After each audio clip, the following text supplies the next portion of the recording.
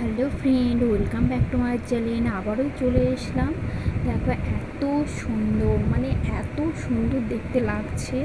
বর্ষাকালে পুকুর মানে ভর্তি হয়ে গেলে যে এত সুন্দর দেখতে লাগে কি বলবো, সত্যি খুব সুন্দর। তারপরে চলে আসলাম এই যে রান্নার কাজে। আজকে রান্নাতে থাকছে মাছের ঝোল আর আলুর ভাজি। এই মাছটাকে প্রথমে ভেজে নিচ্ছি।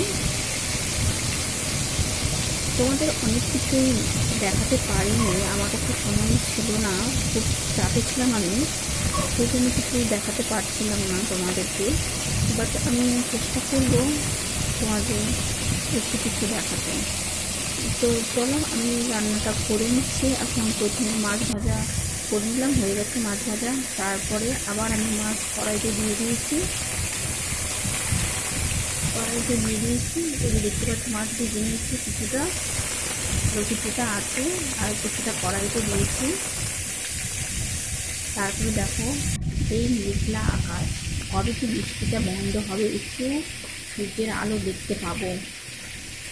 তো এই বলতে বলতে আমরা যেদিন ধান সিদ্ধ করেছি না, সেই দিন থেকে বৃষ্টি চালু হয়েছে। এই দেখো পুরো বারান্দায় আমরা ধান এঁকে দিয়েছি, প্লাস ঘরের মধ্যেও আছে ধান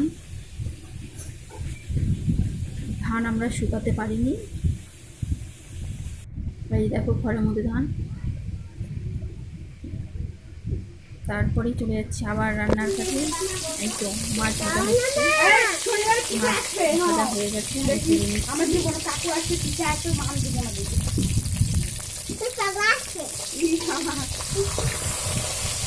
আজকে পুকুর থেকে টাটকা মাছ ছিল, তিন রকমের মাছ আছে। হ্যাঁ, একটা ছিল বাটা মাছ, একটা রুই মাছ, আর একটা হচ্ছে আমেরিকান মাছ। তো মাছগুলো আমি কিনেছি। এখানে অনেক কিন্তু মাছ ভাজা খাওয়ার জন্য প্রচণ্ড জেদ করছে, তাই ওর পছন্দ মতন ওই রেসটাকে তুলেছে। আমি একটু বড় পিস দিয়েছি, কিন্তু বড় পিস নিয়ে ওই মানে রেসটাকেই নিয়েছি। তো আমি দেখছি, ও আমাকে বলছে যে বেছে দাও কাটা। আমি বললাম আমি রান্না করতে যাবো, কীভাবে বেঁচে দেবো, তুই একাই খা। ওই খাবে না বলে জেদ করছে। তো আবার আমি রান্নার কাছে চলে আসলাম। এখানে দেখো আলুটাকে আমি ভেজে নিচ্ছি। আলুটাকে ভেজে নেওয়া হয়ে গেছে।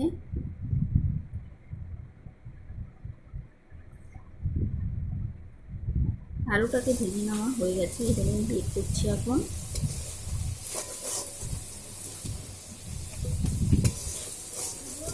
আমি দেখে মানে আমি তোমাদেরকে পুরো ভিডিওটাকে দেখাতে পারিনি, তার জন্য সরি। আবার চলে আসলাম। এই দেখো আমাদের ধান রোদ্রে উঠেছে, তাই ধান নেড়ে দিয়েছি। আমি কিন্তু বাড়ি থেকে সব কাজ কমপ্লিট করে খেয়ে দিয়ে তবে এসেছি। ভিডিওটি ভালো লাগলে লাইক, কমেন্ট অ্যান্ড সাবস্ক্রাইব করতে যেন ভুলো না।